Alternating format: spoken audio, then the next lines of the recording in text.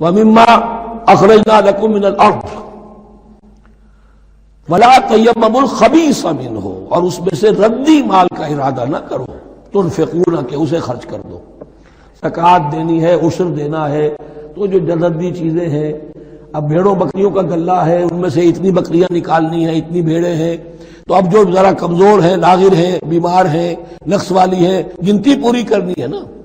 اسی طریقے سے عشر نکالنا ہے، تو گندم کا ڈھیر لگا ہوا ہے، اس میں سے کہیں بارش پڑ گئی تھی، وہ نکال دو۔ ولا تیمموا، تیمم کے معنی یہاں نوٹ کر لیجئے قصد کرنے کے۔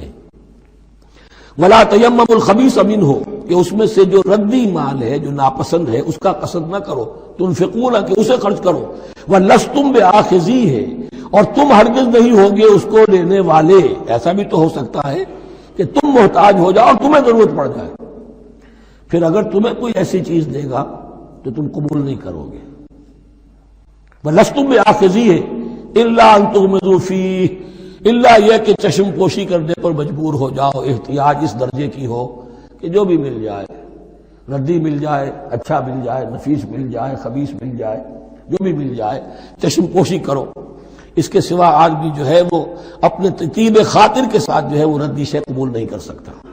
وَاعْلَمُوا أَنَّ اللَّهَ غَنِيٌّ حَمِيدٌ، پھر دیکھیے غنی کا لفظ، جو کچھ دے رہے ہو یہ نہ سمجھو کہ اسے دے رہے ہو، محتاج کو دے رہے ہو، ضرورت مند کو دے رہے ہو، بلکہ یوں سمجھو کہ اللہ کو دے رہے ہو۔ وَاعْلَمُوا أَنَّ اللَّهَ غَنِيٌّ حَمِيدٌ، جان لو کہ اللہ تعالیٰ غنی ہے اور حمید ہے۔ حمید یعنی اپنی ذات میں خود محمود۔ ایک کسی شے کی اچھائی یا حسن یا کمال ایسا ہوتا ہے جسے ظاہر کیا جائے، دیکھو بھائی اس میں یہ خوبصورتی ہے، اور ایک وہ خوبصورتی ہوتی ہے جو از خود ظاہر ہے۔ حاجت مشاطہ نیست صورت دلار آمرا، تو اللہ تعالیٰ اتنا ستودہ صفات ہے، اتنا محمود ہے اپنی ذات میں کہ وہ خود بخود محمود ہے، اسے کسی حمد کی حاجت نہیں ہے، از خود محمود ہے۔ الشیطان یعدکم الفقر ویامرکم بالفحشاء، دیکھو شیطان تمہیں ڈراتا ہے اور تمہیں اندیشہ دلاتا ہے فقر کا، مت خرچ کرو، رکھو، کیا پتا کیا کل کون سا وقت تم پر آ جائے۔ ویامرکم بالفحشاء، اور تمہیں حکم دیتا ہے بے حیائی کے کاموں کا۔ واللہ یعدکم مغفرۃ منہ وفضلا، اور اللہ وعدہ کر رہا ہے تم سے اپنی طرف سے مغفرت کا اور فضل کا۔ اب دیکھ لو، رخ روشن کے آگے شمع رکھ کر وہ یہ کہتے ہیں ادھر جاتا ہے دیکھیں یا ادھر پروانہ جاتا ہے۔ اب شیطان کی طرف جانا چاہتے ہو، اس کی بات ماننا چاہتے ہو، خوف رکھتے ہو کہیں ایسا نہ ہو جائے کہ فقر آ جائے مجھ پر، مجھے اپنا مال سنبھال کر رکھنا چاہیے، صحت سے رکھنا چاہیے، تو تم شیطان کی چال میں آ گئے، تم نے اس کی پیروی کی۔ اور اگر تم نے اپنا اللہ کی راہ میں خرچ کر دیا، اللہ پر اعتماد کرتے ہوئے، وہ میری ساری حاجتیں پوری کرے گا، آج کر رہا ہے کل کرے گا انشاءاللہ۔ تو یہ ہے واللہ یعدکم مغفرۃ منہ وفضلا واللہ واسع علیم، اللہ بہت وسعت والا ہے، اس کے خزانوں کی کوئی محدودیت کا تصور اپنے ذہن میں نہ رکھو، اور سب کچھ جاننے والا ہے۔ یؤتی الحکمۃ من یشاء، لیکن یہ باتیں حکمت کی ہیں، ایک ہے ظاہر، ایک ہے باطن۔ باطن جو ہے وہ حکمت سے نظر آتا ہے، ظاہر تو سب کو نظر آ رہا ہے۔ کسی شے کی حقیقت کیا ہے؟ اہل نظر ذوق نظر خوب ہے، لیکن جو شے کی حقیقت کو نہ دیکھے وہ نظر کیا؟ وہ حقیقت جس پر عیاں ہو جاتی وہ ہے حکیم۔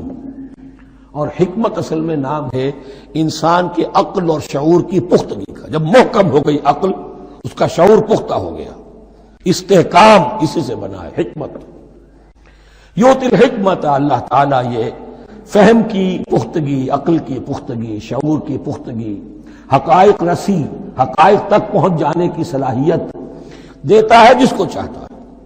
وَمَن يُؤْتَ الْحِكْمَةَ فَقَدْ أُوتِيَ خَيْرًا كَثِيرًا، اور جسے حکمت دے دی گئی اسے تو خیر کثیر عطا ہو گیا، اس سے بڑا تو خیر کوئی اور ہے ہی نہیں۔ وَمَا يَذَّكَّرُ إِلَّا أُولُو الْأَلْبَابِ، اور نہیں نصیحت حاصل کر سکتے مگر وہی لوگ جو ہوش مند ہیں، جو اولو الالباب ہیں، عقل مند ہیں۔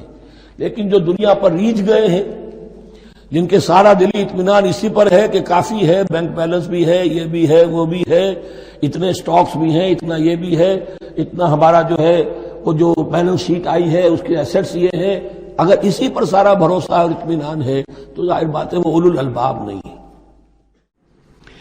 پانچویں رکوع میں ایک مکالمہ آ رہا ہے دو اشخاص کا. ایک شخص وہ ہے کہ جس کو اللہ نے دنیاوی نعمتیں جو بھی اس دور کی تھیں بھرپور دی ہیں، مادی وسائل بھرپور دے رکھے ہیں، اور وہ اس قدر اس کا معاملہ ٹھیک چل رہا ہے کہ ہوتے ہوتے اس کی نگاہ اب اللہ کی طرف سے ہٹ کر ان مادی اسباب و وسائل ہی پر جم گئی ہے، اس کا توکل اور اعتماد اسی پر قائم ہو گیا ہے. ایک دوسرا شخص دنیاوی اعتبار سے مرفع الحال نہیں ہے، اس کے پاس دولت نہیں ہے، دنیاوی چیزیں نہیں ہیں، لیکن وہ اللہ تعالیٰ کی معرفت اسے حاصل ہے. وہ اس دولت مند آدمی کو کوئی نصیحت کرتا ہے کہ تم اللہ کو بھول گئے ہو، تمہیں چاہیے کہ ہم تمام چیزوں کے اوپر جو بھی اللہ نے تمہیں دی ہے اس کا شکر ادا کرو، اس کا حق ادا کرو. لیکن اس نے اپنے گھمنڈ میں آ کر اسے بہت تلخ جواب دیا کہ میرے پاس یہ سب کچھ ہے تو گویا کہ میں اللہ تعالیٰ کا لاڈلا ہوں، چہیتا ہوں. تم جوتیاں پٹخار رہے ہو، تمہارے پاس کچھ نہیں ہے، تمہاری کوئی حیثیت نہیں ہے، تمہاری حیثیت ہی نہیں کہ مجھے تم واعظ بھی کہو. لیکن یہ کہ اس پر پھر جو ان کے درمیان معاملہ ہوا تو انہوں نے کہا اس شخص نے کہ ہو سکتا ہے کہ اللہ تعالیٰ تمہارے اس سارے دولت کو اور مال و اسباب کو ضائع کر دے. لیکن یہ کہ اس نے کہا کیسے ہو سکتا ہے، میں نے سارا بندوبست ٹھیک کیا ہوا ہے. بہرحال نتیجہ یہ نکلا کہ اللہ تعالیٰ نے اس کی اس پوری دولت کو ایک طریقے سے ضائع کر دیا، اور پھر وہ اپنے ہتھیلیاں ملتا رہ گیا، کف افسوس ملتا رہ گیا، اور اس نے کہا ہائے کاش کہ میں نے اپنے رب کے ساتھ شرک نہ کیا ہوتا. حالانکہ اس پورے رکوع میں کہیں کسی دیوی کا، دیوتا کا، کسی اور الہہ کا کوئی ذکر نہیں ہے. تو اس رکوع میں سمجھنے کی بات یہ ہے کہ ایک شرک ہے مادہ پرستی کا شرک. مادی اسباب و وسائل پر اتنا تکیہ ہو جائے، اتنا توکل ہو جائے، اتنا اعتماد ہو جائے کہ پھر اللہ تعالیٰ کو انسان بھول جائے، مسبب الاسباب پر سے نگاہ ہٹ جائے، اور وہ سمجھے کہ سارا اعتماد اور توکل میرا ان مادی اسباب و وسائل پر ہے.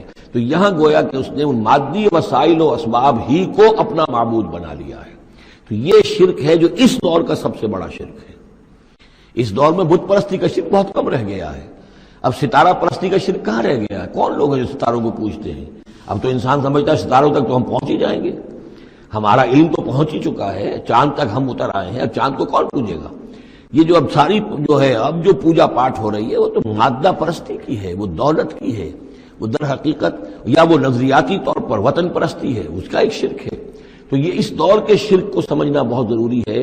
اور یہ رکوع اس اعتبار سے کہ اس میں کسی دیوی دیوتا کا ذکر نہیں ہے. تو شرک کون سا کیا اس نے؟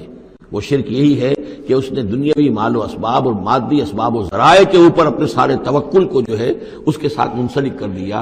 یہی گویا کہ اس کو معبود بنا لینا ہے. وَاضْرِبْ لَهُم مَثَلًا رَجُلَيْنِ، ان کے لیے بیان کیجئے دو اشخاص کی مثال. جعلنا لأحدهما جنتین من اعناب، ان میں سے ایک کو ہم نے دیے تھے دو باغ انگوروں کے. وحففناہما بنخل، اور ان دونوں کو گھیرے میں لیا ہوا تھا کھجوروں کے درختوں نے. اب دیکھیے کہ انگوروں کی بیلیں ہیں، اور چونکہ ادھر ادھر سے ہوا تیز نہ آئے تو کھجوروں کے جھنڈ جو ہیں وہ چاروں طرف لگے ہوئے ہیں، تاکہ ان کے مابین جو اس کی انگوروں کی بیلیں ہیں وہ بڑی محفوظ ہیں. وجعلنا بینہما زرعا، ان کے درمیان کھیتی بھی تھی، یعنی یہ کہ اناج کا سامان بھی ہے اور انگوروں کی بیلیں بھی ہیں اور یہ کہ کھجوروں کے درخت بھی ہیں. کلتا الجنتین آتت اکلہا، اور وہ دونوں باغات اپنا پھل دیتے تھے. ولم تظلم منہ شیئا، سال بسال پھل آ رہا ہے، سال ہر سال ہو گئے، ہر سال پھل آ رہا ہے، اس میں کوئی کمی نہیں کرتے تھے. جب یہ چیز چلتی رہتی ہے تو آدمی کا خود بخود ایک توکل جو ہے وہ اس چیز کے ساتھ وابستہ ہو جاتا ہے. وہ بھول جاتا ہے کہ اس کی اللہ تعالیٰ کے فضل و کرم سے ہے یا اللہ کے اذن سے ہے، بلکہ یہ کہ وہ انہی چیزوں کو سمجھ بیٹھتا ہے کہ یہ دائم ہے اور قائم ہے. وَفَجَّرْنَا خِلَالَهُمَا نَهْرًا، اور ہم نے ان کے مابین ایک نہر بھی نکال دی تھی. آب پاشی کا بھی پورا نظام موجود ہے. وَكَانَ لَهُ ثَمَرٌ، اور اس کے میوے بھی تھے، یعنی یہ بھی تھا کہ باغ جو ہے پھلا ہوا اس وقت، انگور بھی ہیں اور کھجور بھی جو ہے درخت جو ہے لدے ہوئے ہیں. اور ایک اس کا مفہوم یہ بھی ہے میرے نزدیک جو زیادہ راجح ہے کہ اس کو اولاد بھی اللہ نے خوب دی تھی. جیسے درختوں پر پھل لگتا ہے تو انسان کے لیے اس کی اولاد جو ہے اس کے پھل کی حیثیت رکھتی ہے، تو گویا کہ اس کو اولاد بھی ملی تھی. فقال لصاحبہ وہو یحاورہ، تو کہا اس نے اپنے ساتھی سے، ان سے وہ گفتگو کر رہے تھے، آپس میں گفتگو کر رہا، انا اکثر منک مالا واعز نفرا، میں تم سے کہیں بڑھ کر ہوں مال میں اور نفری میں. اب یہ نفری کے حوالے سے میں نے کانا لہو ثمر، اس کے بیٹے بھی تھے، اولاد بھی تھی، تو اس کے حوالے سے وہ نفری کی بات بھی کر رہا ہے، میرے بازو بھی بہت ہیں. وَدَخَلَ جَنَّتَهُ، اور وہ داخل ہوا اپنے باغ میں. وَهُوَ ظَالِمٌ لِنَفْسِهِ، اور وہ اپنے جان پر ظلم کر رہا تھا، یعنی اسی گمراہی کے اندر مبتلا تھا، قال ما اظن ان تبید هذه ابدا، انہوں نے کہا میں نہیں سمجھتا کہ یہ باغ بھی کبھی اجڑ سکتا ہے۔ کیا مجھے دھمکا رہے ہو کہ اللہ تعالیٰ جو ہے کہیں تم میری دولت سلب نہ کر لے؟ دیکھو میں نے کھجوریں کس حساب سے یہاں پر لگائی ہیں کہ کوئی اگر آئے بھی، کوئی باد سرسر آئے یا کوئی اور بھی ہوا کا تیز لو کے جھونکے آئیں تو وہ میری انگوروں کے بیلوں تک نہ پہنچے۔ یہ گویا کہ سینٹینلز کھڑے ہوئے ہیں، کھجور کے درخت جو ہیں وہ روک رہے ہیں۔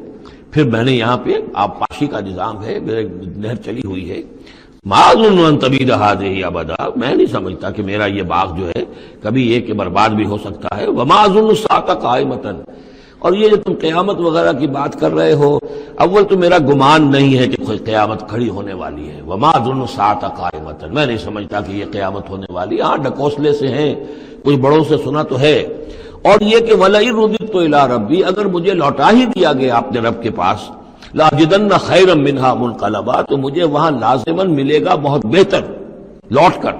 اب اس کے اندر ایک فلسفہ ہے ان کا کہ جب اللہ نے مجھے یہاں دیا، اللہ کے وہ منکر نہیں تھے، اللہ نے مجھے یہاں دیا ہے تو اس کا مطلب یہ کہ میں چہیتا ہوں، لاڈلا ہوں، یا اللہ نے مجھے صلاحیتیں دی ہیں، میں نے بڑی عمدہ پلاننگ کر کے باغ بنائے ہیں، سارا اس کا بندوبست کیا ہے، تو یہ میری جو صلاحیت ہے، یہ اللہ کی دی ہوئی جو میرے اندر ہے، یہ جو خیر ہے، یہ کہاں چلا جائے گا؟ آخرت میں بھی مجھے پھر ملے گا اور اس سے بہتر ملے گا، اور تم جیسے یہاں جوتیاں پٹخار رہے ہو ایسے وہاں پٹخارو گے۔ وَلَئِن رُدِدتُّ إِلَىٰ رَبِّي، اگر بالفرض ہو ہی گیا ایسا، لوٹا ہی دیا گیا میں اپنے رب کی طرف، لَأَجِدَنَّ خَيْرًا مِّنْهَا مُنْقَلَبًا، تو اس سے بھی بہتر مجھے وہاں پر ملے گا۔ قال له صاحبہ، اب اس اللہ کے بندے نے جو نیک بندہ تھا کہا اس سے، اس کے ساتھی نے، وہو یحاورہ، اور ان سے گفتگو کر رہا تھا، اکفرت بالذی خلقک من تراب، کیا تو نے کفر کیا اس ہستی کا جس نے تجھے مٹی سے بنایا، ثم من نطفہ، پھر گندے پانی کی بوند سے بنایا، ثم سواک رجلا، پھر تجھے ایک پورا انسان بنا کر کھڑا کر دیا۔ اب یہاں نوٹ، تجھے کفر کون سا کیا؟ یعنی یہ کہ وہ رب مان رہا ہے اللہ کو، اور رب کے ساتھ اس نے کسی اور کا ذکر نہیں کیا ہے۔ مطلب یہ کہ آخرت کا انکار در حقیقت اللہ کا انکار ہے۔ اگر تم آخرت کے بارے میں جو کہہ رہے ہو کہ نہیں میں نہیں سمجھتا کہ یہ کوئی ہونے والی بات ہے، تو چاہے تم اللہ کو اقرار کر رہے ہو، لیکن حقیقت میں اگر آخرت کو نہیں مانتے تو گویا کہ اللہ کا انکار ہے۔ لَٰكِنَّهُ اللَّهُ رَبِّي، لیکن جہاں تک میرا معاملہ ہے، میں نے تو اللہ کو اپنا رب مانا ہوا ہے، وہی میرا مالک ہے، آقا ہے، وَلَا أُشْرِكُ بِرَبِّي أَحَدًا، اور میں اپنے رب کے ساتھ کسی کو شریک نہیں ٹھہراتا۔ وَلَوْلَا إِذْ دَخَلْتَ جَنَّتَكَ قُلْتَ مَا شَاءَ اللَّهُ، اور کیوں نہ ایسا ہوا کہ اللہ کے بندے جب تو اپنے باغ میں داخل ہوا، تو نے باغ دیکھا، پھلا ہوا ہے، ہرا بھرا ہے، ہر طرف منظر جو ہے بڑا دل خوشکن منظر ہے، تو کہتا ما شاء اللہ۔ یہ پھر وہی مجلسی کلمہ آ گیا جس میں توحید کوٹ کوٹ کر بھری ہوئی ہے، ماشاء اللہ، یہ جو اللہ نے چاہا، جو اللہ نے چاہا، یہ سب اس کے فضل و کرم سے ہے۔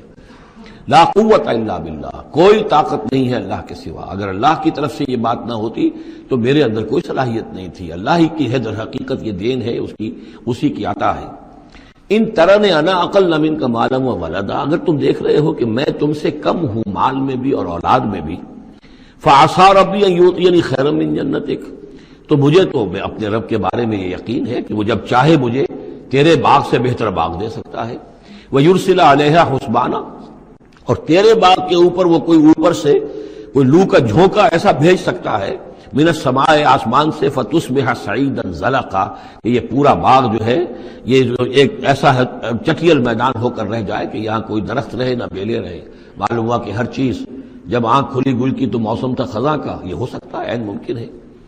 اور یصبح ماؤہا غوراً، یا اللہ آسمان سے کوئی ایسی نہ بھی بھیجے کوئی چیز بلا، تو اس کا پانی ہی جو تمہارا یہ جو چشمہ چل رہا ہے، وہ پانی ہی اگر زمین کے اندر گہرا اتر جائے، یہ چشمہ خشک ہو جائے، فلن تستطیع لہ طلبا، اور پھر تو پانی کہیں سے لا نہ سکے، تو یہ باغ خود بخود اچڑ جائے گا۔